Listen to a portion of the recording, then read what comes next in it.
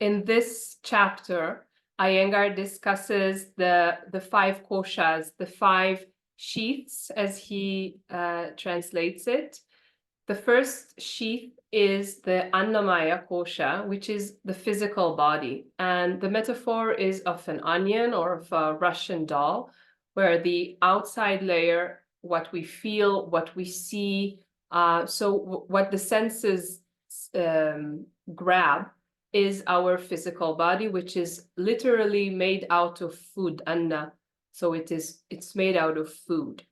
Underneath it, or an inner sheath of the body, is the energetic body, which is Pranamaya Kosha. It is made out of prana, the life force or the life energy, and it could be seen as the breath that we breathe in and out. So in a way, we can understand how this is a more inner layer of ourselves. Then the third layer is Manomaya Kosha, or manas, which is the mental body, the part that thinks.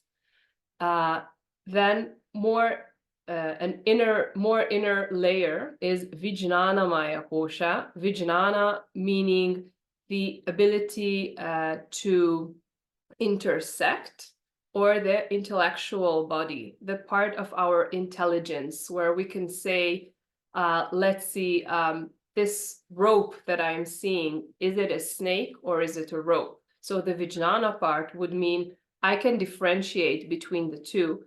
Therefore, I will not go by my fear of this rope being a snake, but I will recognize it in the right way, that this is actually a rope. That's the intellectual body. So a more inner layer than just the mind that thinks and observes or absorbs what is observed by the senses.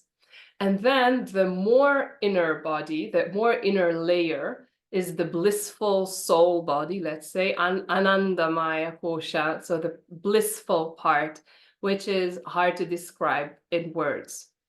And according to BKS Iyengar, the idea behind yoga, the goal of yoga, is to integrate these sheaths and harmonize the relationship between them. So not to work only on one sheath, and also not to neglect it. So on one way, certain people might understand that the aim in yoga is to enhance bodily abilities, or to make the body healthy, to get rid of sickness and so on. Others might say, so more of the let's say, people who would neglect the body would say the body is a hindrance, and we should focus more on the cognitive and mental aspects of our being, and therefore not work on the body. Those who reject the asana and pranayama work would say it's more about, let's say, meditation, or less care of the outer sheath. And what Iyengar says is that we should take care of all parts of our being. And that's an innovation, not to reject one part, but to embrace more parts of our being. My name is Agi Wittich. I'm a scholar practitioner living now in Israel, in Jerusalem. I've been practicing yoga for 2 decades, and I studied my BA, MA, and then my PhD at the Hebrew University of Jerusalem, Israel. My focus was Hinduism, and then yoga, and also gender studies. And we are gathered here today in the group of yoga readers, which is a global online yogic community that wishes to read together yogic texts and discuss them together in order to get more inspiration and more understanding about this fast. Please contact me with any questions or suggestions, and thank you very much.